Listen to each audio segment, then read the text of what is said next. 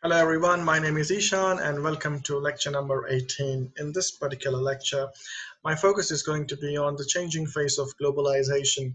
So there are a lot of articles, a lot of discussion happening about the importance of globalization and whether it's more important now or it's getting less important. So I'm going to present a few arguments or rather a few points, and I really hope that people take those points ahead and write their own opinion based on what globalization they are witnessing in their home countries or even at workplaces. If you feel the changing face of globalization because of the COVID-19 situation, if you have been affected by it positively or negatively, make sure you write in the comment box of YouTube. Tell us what you feel so other people around the world also realize what different citizens in different sectors around the world are facing because of the changing face of globalization. So that way we can spread awareness and we can actually engage in a dialogue as well, which is actually the intention of Nisan, which is the first multilingual dialogue center in Australia, focusing on different issues the way we are engaging in right now.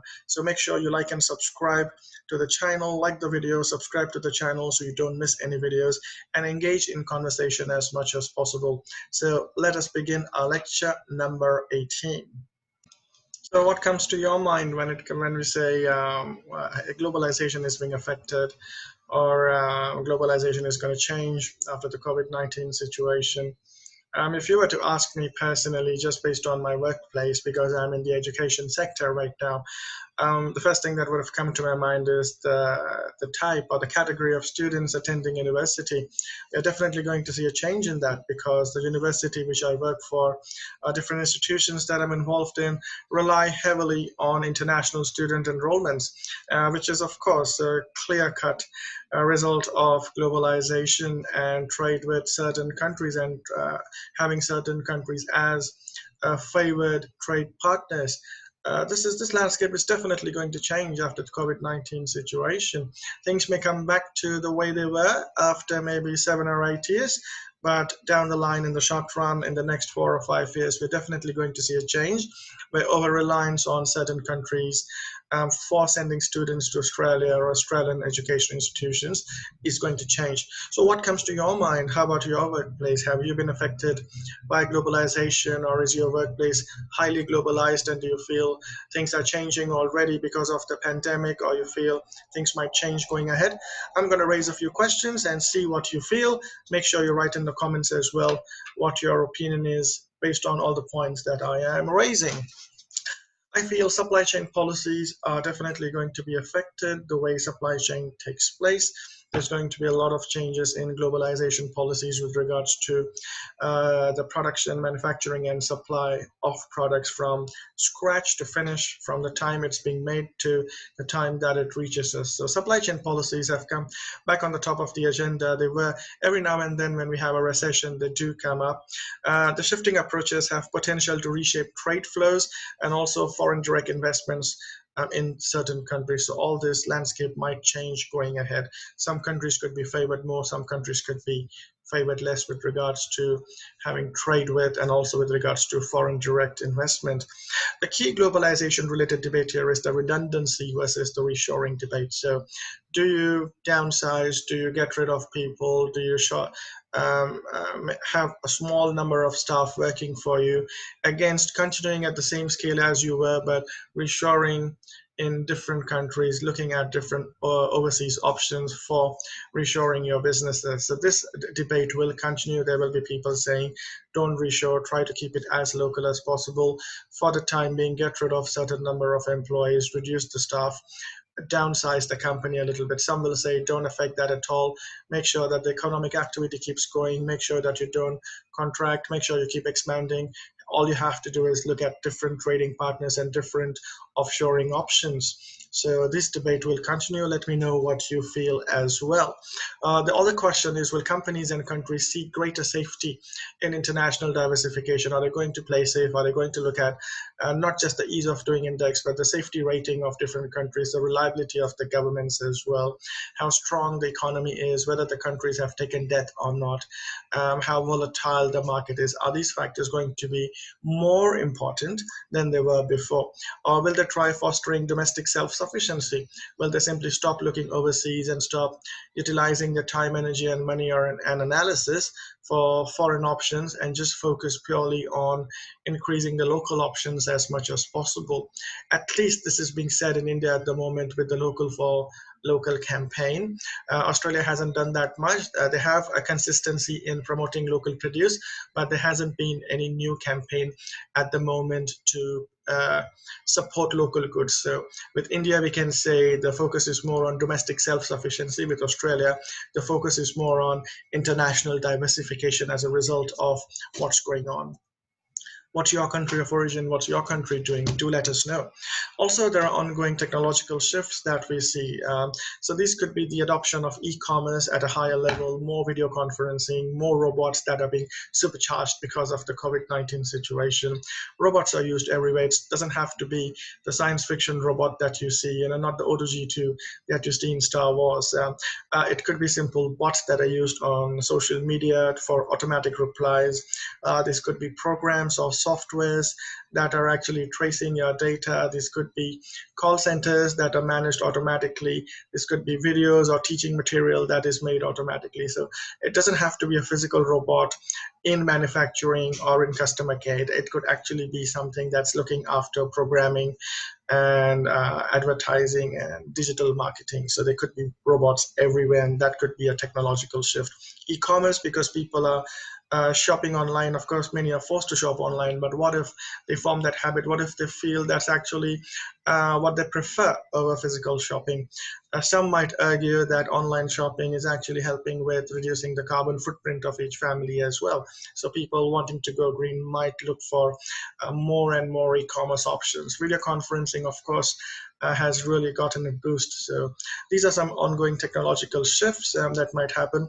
So less travel. I know of colleagues who used to travel every week to Sydney and different parts of Australia who are now getting the same work done by sitting on their computers. So the question might arise if they really have, companies have to spend on their travel, and if things could be done sitting on computers through video conferencing, and if the same result is achieved with better efficiency, should they really be traveling or not? There is also forced experimentation on remote work. As I said, right now, many people are being forced to work from home because there is no option. But if actually companies can gather enough data to prove or realize or even predict that this is leading to more efficiency, less cost, more efficiency, better for the company, we might see more and more people with more flexible working options than we currently have. More people could be working remotely, which also brings us to the next part. If people do start working remotely, on what grounds would companies say they just want their citizens working? There could be more offshoring options. Why travel to a particular country to work for the organization when you can do it from your living room or your home office? You could be working for international companies, and I know many professionals do that already. What we're talking about, a shift to that type of working pattern, and for that working pattern to become the dominant style of working. So that shift might happen. It only time will tell based on what the companies analyze and the data that they gather. Whatever is more efficient will go ahead. Even 3D printing, for example, is picking up.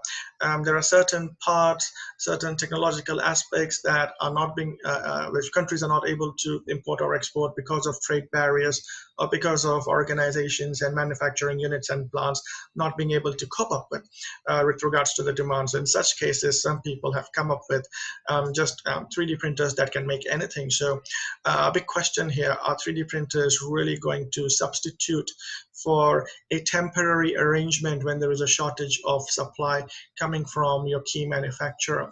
These could be some technological shifts happening in the industry that we might see going ahead. Public opinion, which is always split on many most of the time. So public opinion about globalization may take another negative turn due to the COVID-19, scaling back the surprising strong support for trade and immigration. So there was an increase in support for trade and immigration that could receive a setback. People might say no more immigrants, look after the citizens of your own country. People might say, well, we don't want foreign trade, try to make local as much as possible. As I've said before, this has been seen in some countries already. Among the major or significant economies of the world, India is the one that's really talking about making local as much as possible. But then again, there are people who are saying otherwise. So the public opinion is split as well. Also, more international travel does accelerate the spread of infectious diseases. This is a fact. There's no argument here. The question is, because of these particular facts, are we going to restrict the number of people traveling for trade and commerce? Are we going to see a restriction on the imports and exports happening? Are we really going to see higher calls of protectionist trade policies, as some, not everywhere, seen in the US?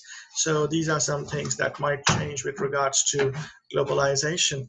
Also, GVC could be disrupted, which is a global value chain. GVCs are basically that connect producers across multiple countries, so you can trade at a higher level. These producers often use highly specialized intermediate goods or inputs, that's what they call, that are produced only by one distant overseas supplier and which connects to everybody else, and that's how the trade further goes ahead. So that central system of connecting people is called the global value chain. These could get disrupted because the central database in one country, or people who are looking after different networks in other countries, if they are affected, the entire network could get affected as a result. So diversifying that could be an option that people could be looking at, and talking about diversification, of course, and moving away from over-reliance. There could be a higher focus on domestic manufacturing, on stockpiling as well. There are a lot of arguments about stockpiling and why a few developed countries, or even any country for that matter, has not stockpiled, and why they over-relied on trade. See, this is a very complicated issue. Saying you need to stockpile is very easy, but it comes with a lot of concerns as well. You need to spend money for stockpiling. You need to spend money on maintenance, and in many occasions it is seen that fresh trade based on ongoing just-in-time manufacturing is the most effective way than rather stockpiling. So the question here is how much to stockpile. What is the cost-benefit analysis of stockpiling against the cost-benefit analysis of not having a stockpile? Again, what about the expiry date of the items that you stockpile? How about the expiry date for the technology? If it's based on certain technological, if the items or the products that you're stockpiling depend on certain technologies, what if those technologies become redundant? Then what happens to the items that you have stockpiled? Even if they are functioning well, they may not be of any use. So there are a lot of arguments for and against increased stockpiling, which will shape the way we look at globalization going ahead. And of course, having new trade partners as well. Talking about new trading partners, have a look at this globalized world. If you want to zoom your computers or want to watch this on a big screen, you'll come to know how much the world is connected with each other. It's just impossible to say that you're going to cease trade with one country altogether. It is very, very densely connected with each other. So what can be done in this situation is looking for new trading partners, shifting the focus from one country to another. With the rising tensions between India and China, this has already been seen with the tensions between Australia and China, US and China, the new relations that are being built, some are being broken. We are seeing a shift in trade. Well, people call for extreme measures where they say, well, let us not trade with one country altogether. That is difficult because when we look at the India-China trade relationship from 2018, Chinese exports to India were 36.8 billion worth of exports came from China to India, and those were mainly in electronics and machinery. There are also chemical products worth 12.8 billion, metals worth 5.9 billion, textiles worth 4 billion, and plastic and rubber worth 3.2 billion. Many of these are used in industries and are not necessarily used by consumers from households. So even if consumers decide to boycott certain products at an industrial level, it may not be possible because the trade is so interlinked with each other. Even India exports to China minerals and oil worth $4.8 billion, chemical products worth 3.6 billion, textiles worth 1.9 billion, electronics, machinery, and metals combined together worth $2.6 billion. So there is billions of dollars worth of import and export happening between India and China, which is not going to cease just in one day. And even if there is boycott in one particular area, there could be expansion in another area that people are not aware of. Let's have a quick look at the interesting trade aspects, India and its export partners. So this is what India has been exporting around the world. You can see United States, for instance, leads the table, followed by UAE and then China, Hong Kong.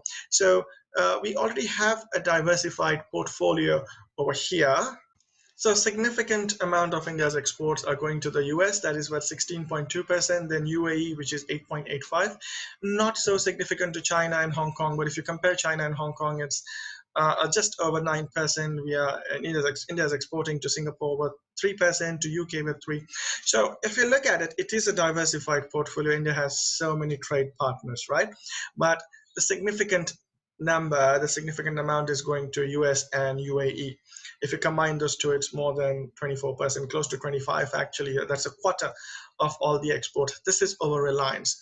So that 16 needs to be split. Now, of course, there are bilateral trade relationships. Some countries depend more on the others and they might have pressure to increase the trade. But see, increasing the trade with one does not mean you have to decrease trade elsewhere. If you increase your overall manufacturing capacity, you can still have increased dollar value, a quantity value with a trade in the US. With the US, you don't have to decrease that, but proportionately you increase more trade with other countries, so you bring down the percentage. So if trade with US is for example, if it's worth $9 billion, you can boost it to 10 or 12 billion dollars, but the percentage between the portfolio doesn't have to increase from 16%. That could come down to actually 14 or 12%, and that's the point. You can increase the trade, expand the manufacturing in a country, get more out of the country to other countries, make them reliant on you, but in doing so, diversify the portfolio as much as possible as well. Over-reliance is dangerous, and this is what might be debated later on, and some countries might consider going ahead as well. With regards to India's imports, most of the imports are coming from China. Well, not most. Out of all the imports, the major imports, significant amount is coming from China. That is worth 14.6%. From US, it is 6%, and from Saudi Arabia, it is 5.56. So once again, it's very diversified where India is getting its imports from, which is very good. But again, that 14% is capable of shaking the economy. So that 14 has to come in a single digit as well, and then diversify furthermore. So any over-reliance on one country is dangerous, whether it's import or export. And this is the changing face of globalization that we might see, or at least we should see going ahead, because that's beneficial for countries. Australia, as far as Australia is concerned, if you were to compare Australia with India, I would say India is doing great with regards to not being over-relying, because when you look at these numbers, Australia is heavily reliant on China. 34% of Australia's exports go to China, 16% go to Japan. Just between China and Japan, Australia is depending on 50% of their exports, and that's why the new trade agreement and the new relationship between Australia and India is significant. But see, with India, again, Australia is just exporting 4.89%. I don't see that going up too much either. It's more about decreasing the exports to China, decreasing the exports to Japan, spreading it out more in higher percentages to other countries, or finding new partners as well. That way, such recessions or such COVID-19 like pandemics will not cause an extreme shock on the country, because you're not relying too much on one particular market. How about imports? Once again, the same story. Australia is overly relying on China for imports as well. 24% imports coming from China, 10% coming from the US. So here there is a switch between US and Japan when it comes to exports and imports, but China still has the topmost part. And there's nothing wrong. See, I'm not asking to reduce trade between countries. Expand the trade, no problem, but expand it even more elsewhere. So that way, you're expanding the dollar value of trade with one country, but you're decreasing the percentage with that country. So you're not overly relying on them. If this is matched with long-term policies and with smart policies, it will be easier for countries to maintain their economies and to come out of recessions at a faster rate compared to the rate at which they are planning to come out of recessions at the given moment.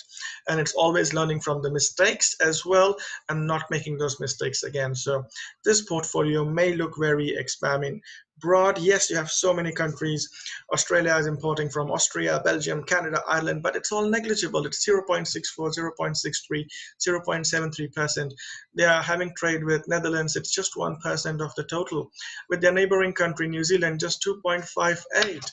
Well, how much is the freight going to cost Australia? Australia can import more from New Zealand. Well, of course, there are arguments because both countries have similar, not the same, but similar style of economy and similar style of type of products that they produce. So more than complementers to each other, they could be rivals to each other. So that could be an argument. But try to expand the trade as much as possible, diversify the portfolio, decrease the over reliance. These are the golden rules to go ahead with regards to the globalization. So thank you very much. Hope you enjoyed the lecture. If you have more insights or more trade knowledge that you like to share, do mention it in the YouTube comment section so I can respond and people around the world can respond as well. Thank you very much. I will see you in the next lecture number 19, which will be the concluding lecture of the COVID-19 series. So I'll see you then. Until then, stay safe.